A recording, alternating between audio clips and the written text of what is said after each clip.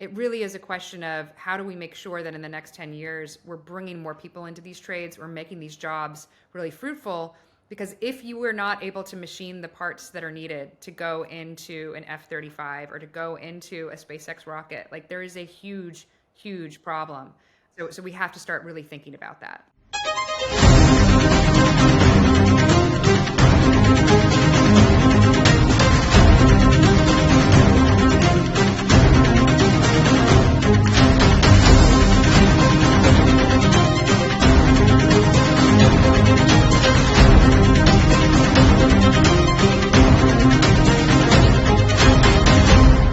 Hey, welcome to Untapped with UpSmith. I'm really excited to be joined today by Katherine Boyle, General Partner at Andreessen Horowitz and leader of the American Dynamism platform. Katherine, welcome. It's so great to be here. Thanks for having me. We are thrilled to have you aboard. On our show here, we talk about big challenges facing the American labor front, and certainly they're ones that you have thought a lot about and have a good perspective on as a leader, as an investor, but as also as somebody that's very committed to promoting American competitiveness. And so we're just grateful to have you aboard. It's great to be a part of the journey. Absolutely. So we'd love to start just by learning more about your story growing up. And not everybody may be aware that you had some early formative experiences far from the glitz and glamour of the coastal cities. And it'd Yeah. be fun to hear about that. Yeah. So I grew up in Gainesville, Florida. So it was a football town through and through. And yes, very very much so. And what I'd say is, I in some ways I look back on my childhood, and I think there's something to be said for growing up in a boring place. I have lots of memories of being bored when I was a kid, and like boredom is something that children don't have very much of now. But boredom leads to so many great things in terms of tinkering and curiosity and learning how things work and learning how things work around the house and in the yard. And Wyatt, I know you have a similar experience of growing up on a farm. And so, I didn't grow up on a farm, but I grew up I'd say a culture where boredom was allowed. And that allowed for tons of curiosity and really, allowing I was allowed to follow my passions in many ways. And one of those passions was politics, frankly. I got very interested in national security and politics when I was growing up. I was in high school on September 11th, probably one of the most, formative memories, which made me sort of reconsider, like, what does it mean to be an American? What does it mean to be a public servant? What does it mean to really help your country out with what it needs? And that led me to go to school in Washington, D.C. I studied politics, political philosophy, really thought I was going to be in D.C. forever, and had sort of what I would call I ended up working at the Washington Post, and had sort of what a lot of people go through in Washington, D.C., which is that they realize in some ways that if you want to solve real problems for America, oftentimes that means leaving. And at the time that I was living in Washington, I became somewhat enamored with everything that was happening on the West Coast. It became very clear that there was this whole other culture of building technology products on the West Coast for things that were, it was sort of just seemed like this magical place that was called California. And so I decided to move out and kind of check out what all this tech was about. And when I moved out to Silicon Valley, it was a really interesting culture shock, because all I had really known in my adult life since leaving home was kind of the priorities of Washington, the priorities of what, when we talk about sort of like what is the civic needs for everyone in this country, that's something that's top of mind for Washington. And when I moved out to Silicon Valley, it was a massive culture shock, because people were focused on these very discrete technical problems, and they never talked about politics, and they never really thought about policy, and they never really thought about, those big problems. And it was a really big sort of moment, kind of an aha moment, where I thought, wow, like the bridge between the things that Washington cares about, upskilling, national security, defense, housing, education, these big problems they weren't the focal point of what was happening, 10 years ago in Silicon Valley. And I think one of the greatest joys and surprises has been that has changed dramatically. When I first moved to Silicon Valley, if you had talked about defense, national security, and in public, people would have thought you were a little crazy. Like, what are you doing out here? Like, we don't care about that stuff. And it really has become sort of a focal point of our practice, which we've named American Dynamism, which is companies that serve the national interest. And, it is something that is now something that founders think often about. How do we build companies and products, and how do we use technology to support all citizens? Well said. Well said. You've had a really fantastic journey, and I'm curious, going back to being in a boring place as a kid, formative experiences. Are there things that stand out to you as like really shaping your path in going this route you've taken? Yeah, I mean, I am a big believer, and I know Wyatt and I are in similar boats in that we have young children, and so I am a big believer that the family shapes your life. Mm, There's no institution more important than the family. How you come through struggles with your family, your mm, past histories matter, the way that you interact with your family, and so I'd say like in terms of like the most formative thing, I grew up with extraordinary parents. We spent a lot of time together. I grew up in a big family, but we were really close. And it is mm. interesting, like the way that I've chosen to raise my kids now. I've talked a lot about this. Is that we live in a multi-generational household. I grew up in a Yeah. multi-generational household. My grandparents take care of me. My mother takes care of my sons. And I think like when I think of like people can have all sorts of experiences in their childhood, but when you actually think about like the thing that really makes you who you are, teaches you character, teaches you grit, teaches Mm. you perseverance, like that really comes from the family. So I can't point to like one experience or something, but I just constantly think about how blessed I am to have had such a close family unit, and a family that like I come from a family of all sorts of different trades, and my grandfather drove a truck his entire life. Like so like the people who raised me, I think they were hardworking people who taught me grit and perseverance. But really the most important thing was like at the end of the day, we all came together, sat down at the dinner table, which my mother and grandmother cooked, and like that was it. And we were a close family. And I think like that's probably the greatest joy and blessing of my childhood. I'd love to hear You know, yours what, though. I want to hear yours, Wyatt. You're getting deep here. I want to hear yeah. your stories. Well, Yours are more interesting than mine. you alluded to it. I mean, growing up on a farm in Alabama certainly shapes your perspective on lots of things. And my dad remains the hardest and best boss I've had in my career in many ways.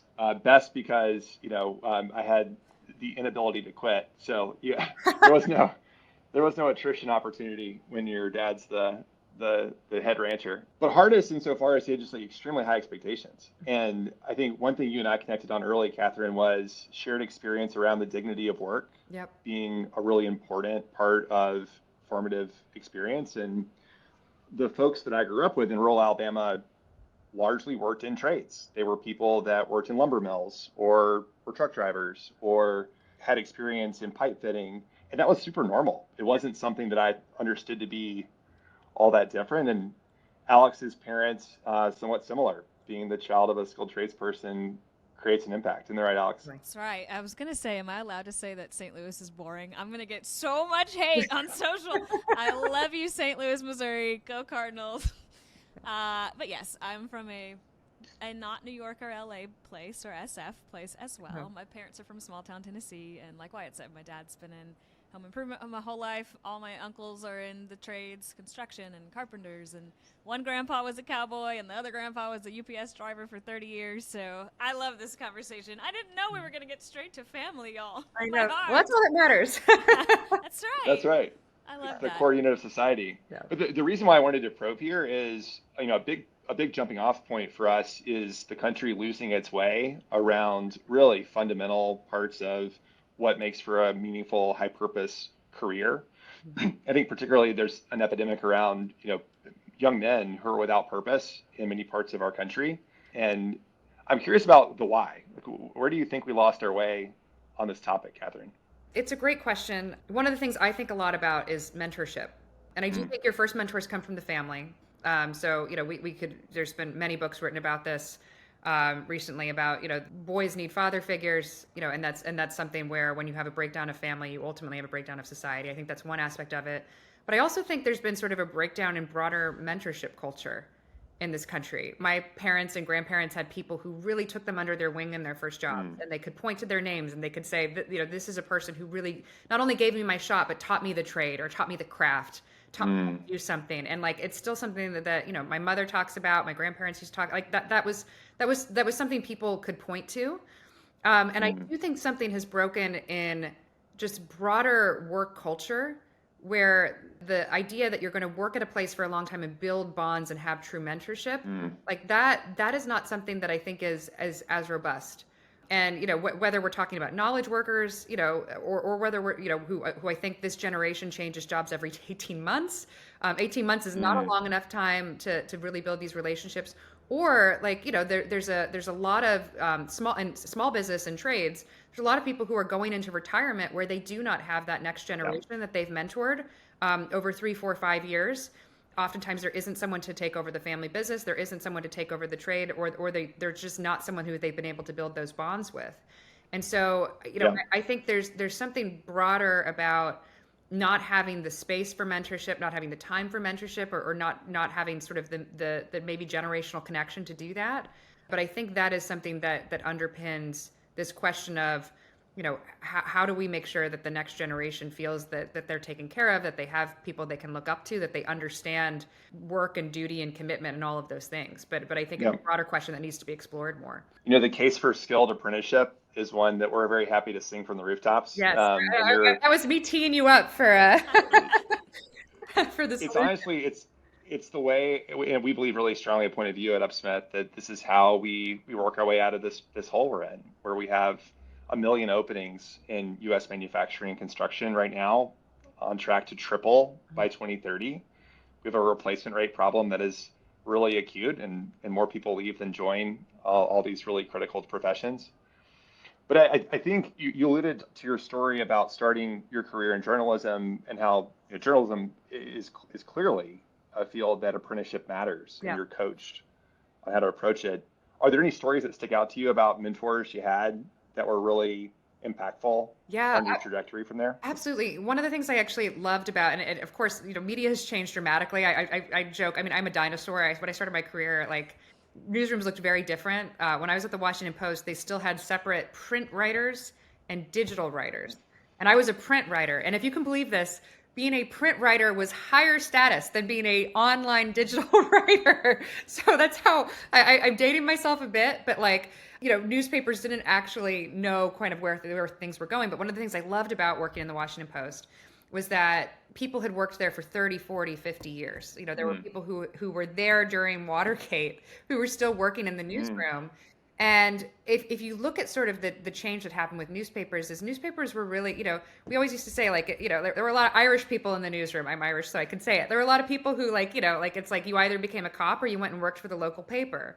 And they were the children of Irish immigrants, and they still worked in the newsroom. And that was sort of the character of, they cover, they're the beat reporters that really know the city, that really, that have these sources that last decades, that sort of thing.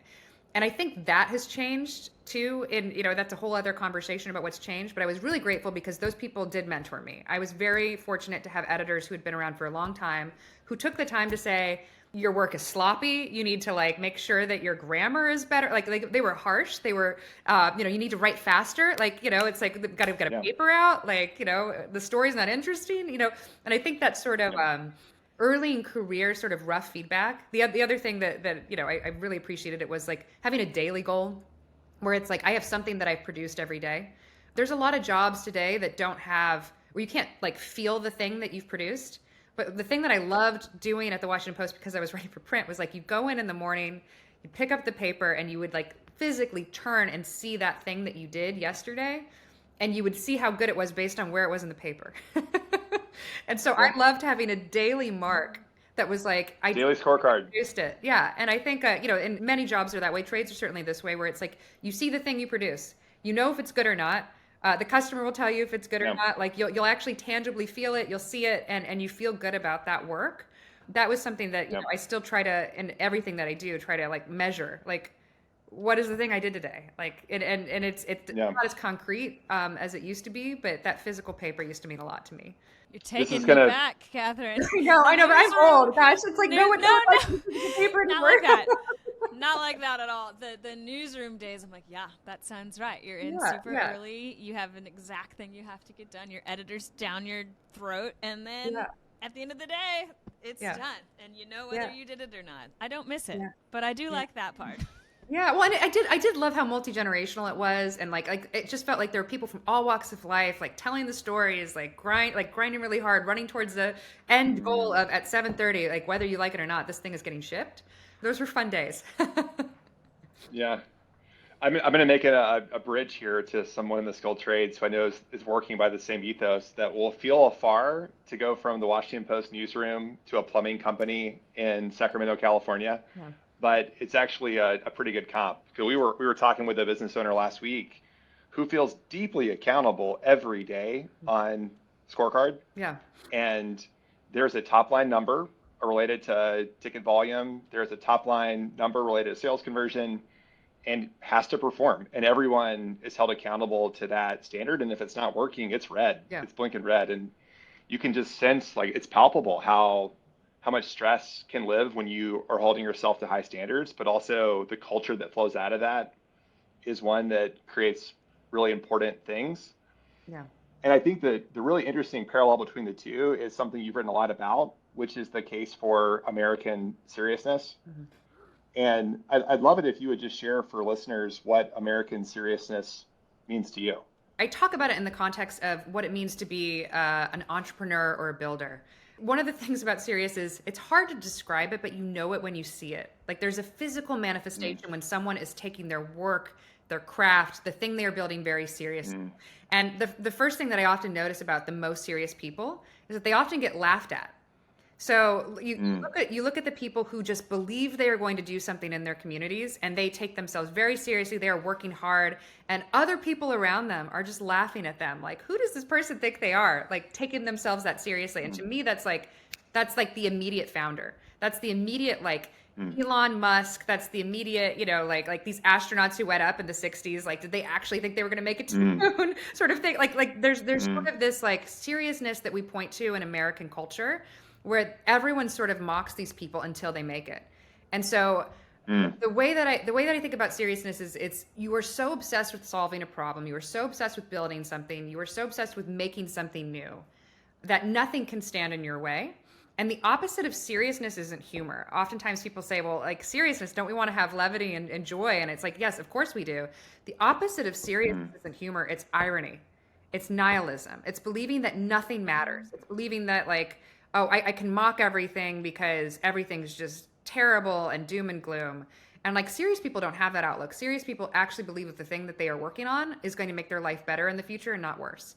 And so I think sometimes what we lose as a country, as a community, like, the things that we've been losing is this view that, like, the days ahead of us are going to be much better. And if we just, by our own faculties, start building things, like put our hands in the dirt and just start building, things will actually get better. And, I see that in Silicon Valley, where I work with founders every day. I always call it the napkin stage. It's like people come to me when they don't have anything built yet and they have an idea. And you can tell that people are going to run through walls because they care about a problem. And whether you are building a tech company, whether you're building a rocket company, a defense company, or whether you're building a small business. I even think in the case of whether you're building a family, how seriously you take that mission and how much work you put into it and how thoughtful you are about what the next day is going to bring. Like, that to me is like what leads to this culture of growth and prosperity and seriousness in this country. And so that's the thing I don't want to lose. But it's not just one job. It's not one type of role. It's not just a family thing or a culture thing. It truly is something that we can apply to everything we do in our lives. That'll preach. Woo! I'm like, I want to hear your views on it too, though, because I mean, we've talked about this a lot before, Wyatt. Like, you've always wanted to build something in service of your community. You've always been interested in civic issues. Like, what does seriousness mean to you? Yeah, you're generous to ask. I think that over the long term, like, the values matter a lot, and the values on which our society works are ones around individual opportunity and giving people a chance for their life to be better than the situation in which they were born, through hard work and prudence. And those are, I think, really core to the American experience, where risk taking, bounded by lots of calculated, thoughtful approaches to things, like, pays off. And at its core, like, that drives a lot of optimism about the American, like, experience and in the belief that the future can be better than the past.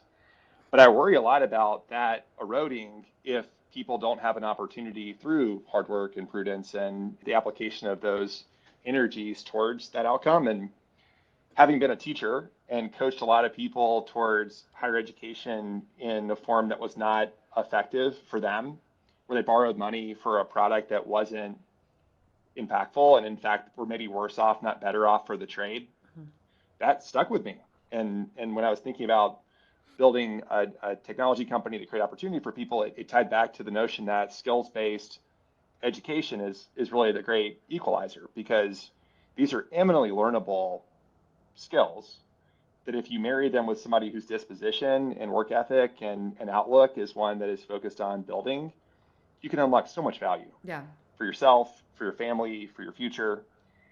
And unfortunately, our system right now is not working in a way that empowers people to pursue that. And that's a big mission to take on. So you know this better than anyone. Why is that the case? What changed? When did it change? Like, why does the system, we all know that, skilled trades are important. We all know that, except the most extreme among us, we can all agree that work is important, that having a purpose in life is important, that building something is important.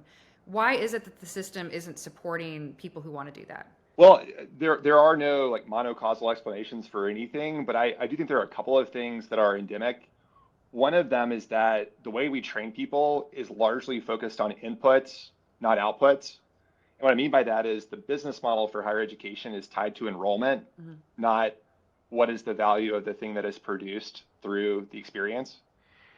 And we've designed a Title IV funding model where, it's really disconnected from value. It's tied to like cost of attending. And if you meet certain criteria for Title IV eligibility, then you can continue going back to the well to debt finance education.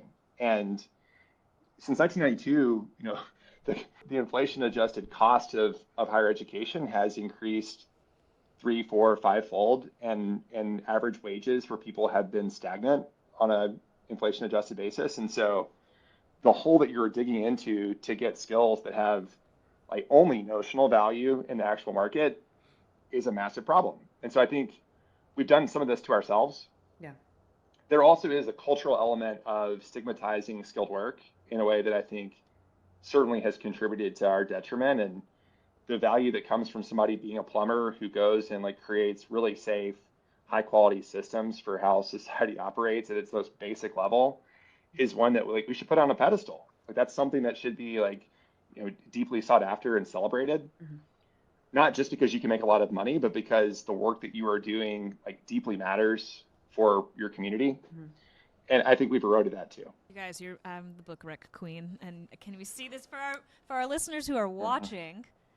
Shop class as Soulcraft is exactly what you guys are talking about. Like he does such an incredible job of walking through the history of we have these incredible trades. There's so much dignity. They matter. What happened? Why do we not care anymore? And how can we get back to that place? So if you're watching this or if you're listening, Shop Class is Soulcraft. Masterclass. I loved it. Look at all the Post-its. Yeah, excited to read it. That was required reading for an UpSmith offsite. Good. A couple quarters ago. Yeah. It was. For those who may not be aware, Katherine has invested very heavily in companies that are investing in defense capabilities for promoting democracy and protecting our way of life. This is an area where the skilled trades gap is particularly acute. And I think it really speaks to also threatening like basic national security. As somebody who's well-versed in this topic, like what do you see as the primary risks that we face due to shortages of these skilled labor areas? Yeah, the risks are extremely high. And the scary thing is, the skilled trades hold everything together in the hardware world. So I think, thing that is top of mind for a lot of people right now is when doors start falling off of airplanes, there's a real problem in quality control and manufacturing. And that is something that I think, has kind of risen the public interest in this idea of it's not just a theoretical thing of we don't have enough people that can manufacture different types of munitions or different types of things for national security's purposes. It's actually affecting day-to-day things that will be in our daily life, like air travel, like being able to repair various things that are very important for supply chain and national security. So I think like the big picture problem that we see in companies that are doing kind of manufacturing of parts for aerospace or defense is that it is very difficult to train people up. And to go back to this mentorship problem that you mentioned, it used to be that someone would apprentice under someone for years and they would know how to machine parts. They would know how to build products that are very specific for, large industrial companies. And there just isn't that kind of mentorship and talent where now that those people who own these shops, who are in their 50s, 60s, about to retire, there isn't someone to take over that business. Yeah. And that I actually think is a broader problem that's hitting the defense industrial base quite highly, because if we look forward in the next 10 years, those businesses have nowhere to go.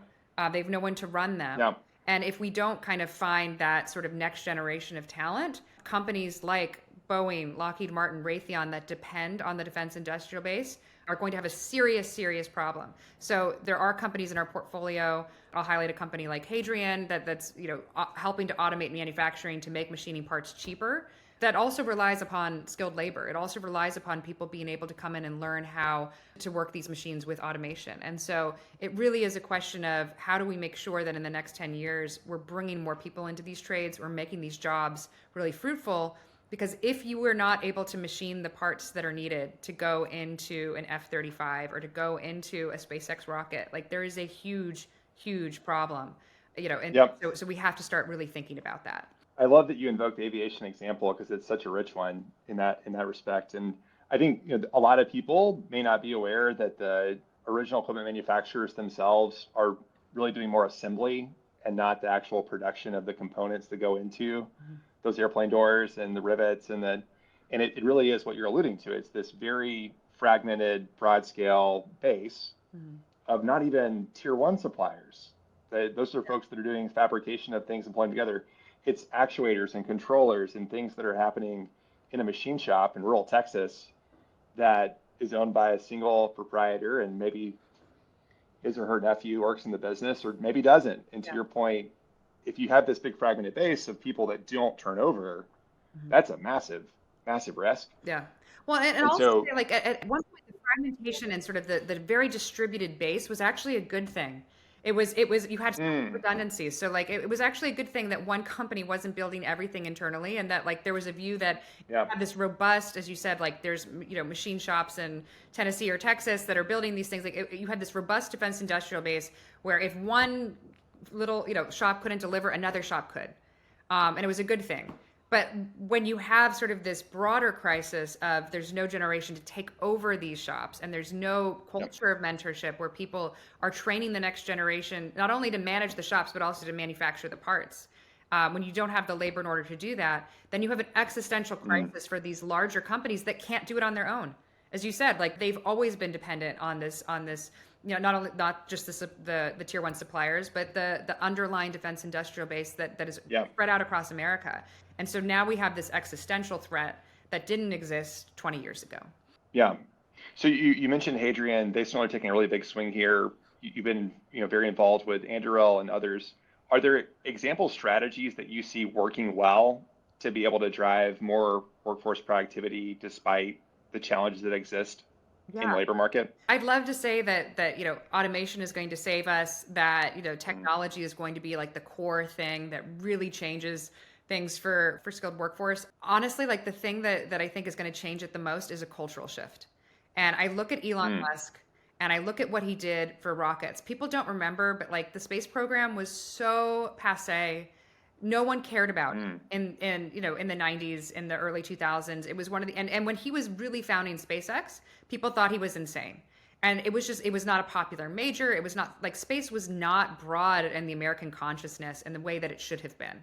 And I think the thing that he has done for these like very, like for not only, Tesla of building cars, building rockets, for these things that are very difficult to do, is he's given them high status. He's made them really cool. Yeah. And most importantly, if you go on the SpaceX YouTube channel or if you go on the SpaceX, Twitter handle, like you see the most incredible videos. They build in public. And the other thing that I love, that I think SpaceX has really changed the culture around, building hardware. The other thing that they've done is they've really they've made it okay to fail.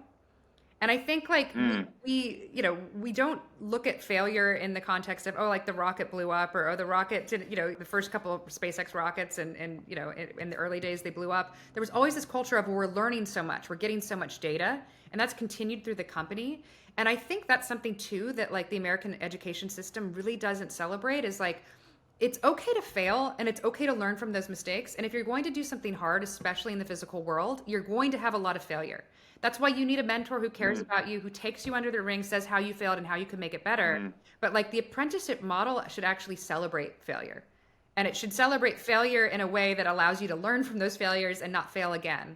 And so I think that's one of the things that's really going to change the culture, is one, making manufacturing cool, making, skilled trades cool, but also just showing sort of what the fruits of these are, which is like we're literally sending massive rockets and landing them again. You know, it's extraordinary, and I think that's something that allows everyone who works on these products to be extremely proud of what they're building. So good. You're speaking my language now. I'm like, yes, storytelling. I wanted to go there with you because, especially with a background in journalism and just talking about multi-generational households, like there's such a clear storytelling thread in who you are, and even just how you speak is so engaging. And I'm so curious, what would you say to companies out here who need to be using storytelling and those YouTube videos that SpaceX does to get people interested in the trades again, to make them cool? Like, how do we actually do that? Every company, whether it's a small business, whether it's a family-run business, or whether it is, you know, the biggest business in the world, has a story and has a mission, has a purpose. And too often, I think, you know, people are embarrassed to tell the origin story of why they built a business or what it stands for. Too often we just think, oh, well, no one will care about that, or I'm not good at, like, the thing I always, you know, I hear founders say this all the time, I'm not good at storytelling, I don't really feel comfortable. It's like, no.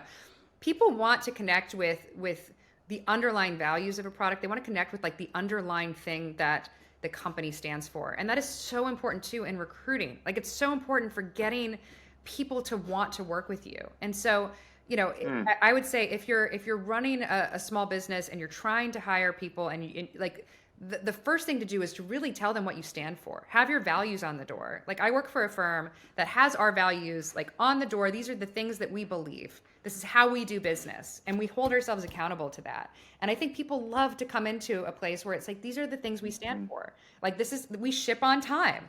Like, we always correct our mistakes. We do business in an ethical way. And like, being upfront about that, putting it on the door so people can see it. Not only do your customers love that sort of thing, but like the people people want to work for people who have that kind of integrity. And so I think it's, in some ways we sometimes think, oh, of course that's how I do business. Why would I tell people that? It's like, no, actually saying it, actually putting it out there, you know, putting it on the door, saying it to every candidate you talk to.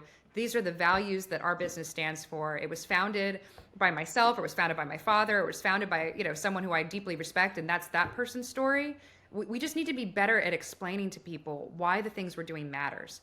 And I think everyone, you know, deep down, like we communicate through stories. It's not something where you have to, anyone can tell the story of their family, anyone can store the story of their purpose. And I think we just have to be less ashamed to do it. So good. Any moment, I know that Alex is going to pull out the book that you and your colleague Oliver gifted us on our last trip to San Francisco, which has been Horowitz's. Which one? I have a stack. Yeah. What You Do Is Who You Are. Yeah.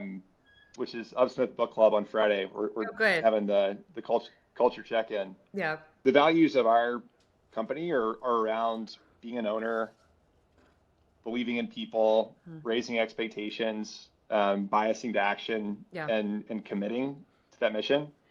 And we try to evaluate candidates on that topic. We hold each other accountable on that topic. We do end-of-year reviews about how people have lived those values. And so couldn't agree more. Like, having something you're about and being unapologetic about that is key to building something special. Yeah. And you cited Elon. We certainly are Elon stands over here too. I'm curious about, like, that company culture at SpaceX is so mission driven, and the exceptional ends to which people sacrifice in pursuit of that mission are just next level. Are there things that you would say are transferable insights people can take about how to build mission-driven culture that look to that example, that are repeatable? Yeah, I mean, but I think that the most powerful thing, you know, it was maybe a couple years ago where Elon was on a podcast hosted by my partner Shriram, and he talked about like how difficult it is to run a company like SpaceX, and how, because it is so difficult, like he basically said, you know, they see me sleeping on the factory floor. And like, because I am sleeping on the factory floor, other people will follow. And I think like that goes back to the book you just mentioned, Ben's What You Do Is Who You Are. Like, it's easy to say that your values are something. It's a lot harder to live those values, to do those values. And when an entire company sees the founder of the firm or the founder of the business working hard, sleeping on the floor because they have to ship a product the next day, and, you know, why go home? Gonna sleep next to the machines, like that ultimately drives company culture. And so, Hmm. that's like the takeaway from Ben's book. It's the takeaway from a company like SpaceX. Like, I'm never going to manufacture a rocket. That's not my purpose in life. That's not what I'm going to do. But like, I'm going to live my life by that tenet of how I act should be something that I am proud of, even if no one's watching, and that everyone that I work with, my partners, my team, that they feel that I am working to the utmost of my ability so that they'll do the same. And I do think like having that sort of pride in your work is like the ultimate, again, SpaceX building in public. These people have pride in their work. And it doesn't matter what part of the rocket you built, you're doing it as a team. The tiniest error on a rocket can blow the entire thing up. So everyone's job matters. And like, that's how we should think about companies too. Everyone's job matters, no matter whether you're the founder CEO sleeping on the floor or whether you're the last person in the door. And so my takeaway and the inspiration that I've always taken away from SpaceX is that we as human beings are able to do something so extraordinary, but it's really this collective effort, and it really is everyone running as fast as they can, working as hard as they can, sleeping on the floor, trying to achieve a noble goal. I reflect on when NASA had that at its core in the space race, and you alluded to the thing that set apart those that had the right stuff. And there's the story of the janitor at Mission Control who was asked, "What is it that you do?" And he responded, "I'm putting a man on the moon." And it speaks to, I think, how that cascades down from leadership too. And if you set that bar, then you build a culture where everyone's part of the mission. So that's a great thing to aspire to. Also, absolutely. So we're close to time, Alex. I think we have the end here around lightning round, but I think, gosh, this could have gone on for so long. We have gone much longer. We'll have to do it again. I only have 900 additional questions for the next 2 seconds, so we'll stop. We'll do part 2 through 10 if we can get you. Totally. Next time I'll interview you both. I said I wanted to make it more of a conversation than just a story of me. So next time we'll do it that way. I love it. Do you have time for a lightning round of what I'd call recs and hacks? Oh gosh, sure. Yeah. I'll have to be quick on the mic. It's good. That's great. That's what we want. It's a hot take. It's a gut check. Yeah. So for all of our listeners who are perhaps builders at heart, they want to start something, they want to found something. Obviously, you work with founders all the time, and it's going to be in the trades. So this is your context. What is a book recommendation you have? Book recommendation. I'm actually like looking at my books right now. What's a book recommendation? Well, I mean, we already talked about it, but I do think What You Do Is Who You Are is great. I also think Ben's book, The Hard Thing About Hard Things, is like it is the canonical book about how hard it is to build something. It stems from a number of essays he wrote about when he was a CEO. And someone actually just posted this, and I don't want to mess it up, but one of my favorite Ben Horowitz quotes is, "As a founder CEO, I slept like a baby. I woke up every 2 hours and cried." And like that is true. And I'm sure Wyatt could speak. It's like when you're building something new, it's constantly on your mind. It is constantly running through walls. So I very much recommend that book to people who really want to know what it's like to build something new and to be the leader of a company. I love that. What is a question that you think those people should be asking themselves first thing in the morning every day? What is my purpose? Why am I here? And I think like it sounds maybe a little bit trite or kind of lofty to say, like, to remind yourself of that every day. But I do think like that daily reminder of like, what am I on this earth to be doing? Am I doing it is also a core component of that question, not just like, what is it? But like, do I really think I'm doing that thing? Whether it's being a mother or a father, whether it's being a business owner, whether it's being a worker who's perfecting a skill, just like keeping that top of mind that like we are on this earth for a purpose and making sure that we're always working towards that. And like usually if we ask that question more, not less, it'll take us where we're supposed to be. That's so good. We're going to make that the last question. I do have one more that I'm now going to edit in the middle because that's a great way to end. Okay. Great way to end.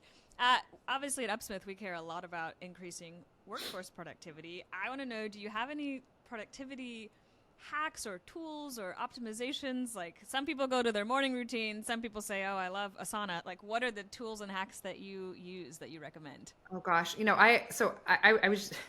I'm not a routine person. Like I'm one of these people where the only thing I do the same every day is I get up in the morning and have a cup of coffee. And then like everything, it's like my day is really different every day. But what I'll say is like the best productivity hack that I figured out is knowing what I'm good at and knowing what I'm not good at, and making sure that I really focus on the things that I'm good at. So like so often in school, this always bothered me. It's like, or even like, you know, when you're starting out your career, you're always told what you're failing at, and then like, you know, really work on those things that you're failing. And it's like at a certain point, it's like maybe you're just not going to be excellent at the thing you're failing at, and that's okay. And I have a lot of failures and things I'm never going to succeed at. But like I know what I'm good at, and I should always just throw maximum effort behind the things that are good, and then the things that I'm not good at, find a team, work in a place that augments those abilities and recognizes, hey, like we don't want you to be spending all your time in one area when you could be doing the thing that you're really good at. So I think like really that's another question, like really asking yourself constantly, what am I good at? What do I shine at? And like how can I lean into those strengths and let other people lean into their strengths, which happen to be my weaknesses. And if you do that, you just become a lot more productive because it's not such a daily grind of like constantly feeling like you're failing. Like there's nothing worse than feeling like you're not good at something. But when you get the momentum of, oh, I'm actually good at this thing, it makes work more fun. You have the wind at your sails. So really leaning into your strengths and sort of letting others augment your weaknesses. Oh, so good. Okay, last question. I'm going kind of rogue, but I would be remiss not to ask. As a woman, working obviously at a very high level in the trades, if you will, but we've obviously got to get more women into this very large field. What would you say to any women who are listening? Because historically, we haven't been encouraged to be in the trades. We haven't been encouraged to be builders per se. What would you say? Well, I think there's now so many. I mean, you know, to go back to SpaceX, it's like Gwynne Shotwell is the number 2 at SpaceX, and she's been there since the early days. And like it's to me, she's probably one of the most inspirational women. To just see what she's been able to build and what she's been able to do is the number 2 to Elon in terms of the, you know, the importance she's had in this very important project of getting to Mars and building 21st century space. I mean, it's just extraordinary. And so I think like, you know, for people who need the nudge of seeing people in those places, we now have so many examples of women who have done the hard thing. And so that to me is sort of what you know, if I have those doubts or if I have those questions or when I had those doubts, always looking to those success stories and saying, wow, like it's extraordinary to see what they've achieved. Mm-hmm. So good. All right, cut me off, Wyatt. I can't do any more. We're done.